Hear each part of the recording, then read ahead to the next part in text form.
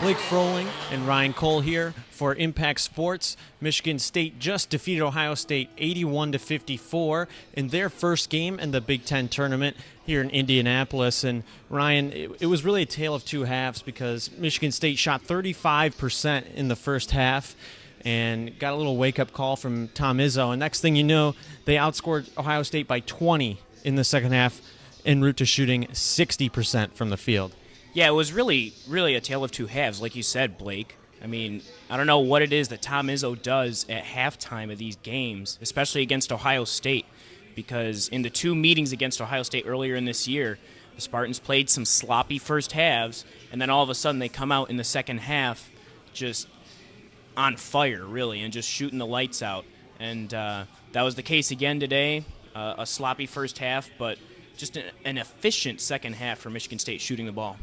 And speaking of efficient, Denzel Valentine, Player of the Year candidate, strengthened his case for that award going up against Buddy Hield of Oklahoma. He finished with 19 points, 9 rebounds, and 8 assists, and he didn't even play 10 minutes of the game. When this game was out of hand, he was on the bench most of the time. And I say, thank goodness. You know, for Michigan State fans, you have to watch towards the end of the game. You really need to hope that this team rests its players.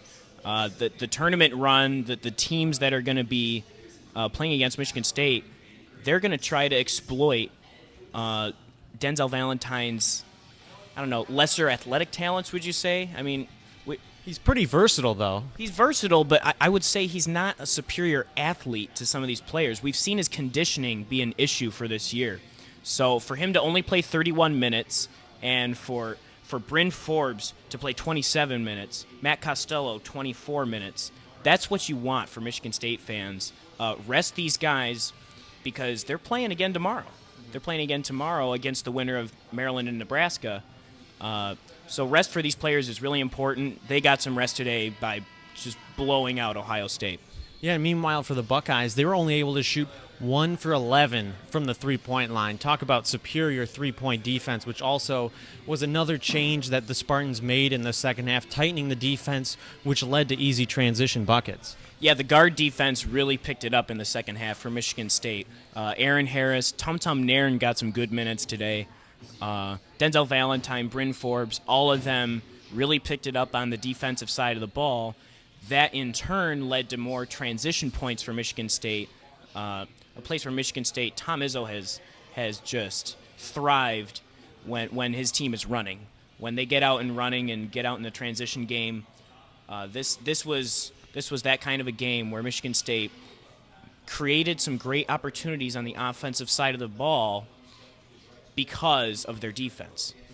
And a little homecoming here for Michigan State. Aaron Harris, who's from nearby in Indianapolis, he finished with 13 points and really got things going these past couple games. He's been in a bit of a slump, but he was able to get to the basket. You know, he's more of a slasher instead of a shooter, and he's really able to do that. He was another guy that picked it up in the second half. He really was. I mean, ended up with Aaron Harris, 13 points. I mean, he's a guy that Michigan State has won when he's not playing well, but when he is playing well, I mean, this team is so tough to beat. His athleticism is off the charts.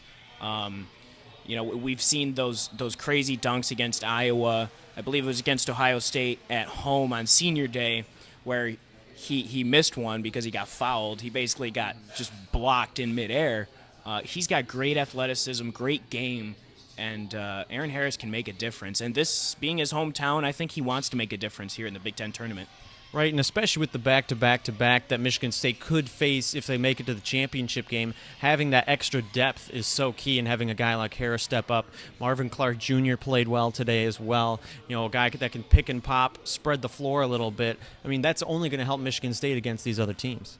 Yeah, I agree. And whoever they play on Saturday, whether it be Nebraska or Maryland, Marvin Clark is going to be one of the X factors in that game, and that's really going to be my viewpoint this whole month of March. Michigan State's success is going to be on how well does Marvin Clark pick it up in the absence of Kenny Goins. We don't know when Kenny Goins is going to come back. He's not coming back for the Big Ten tournament. I think that's been made clear by Izzo.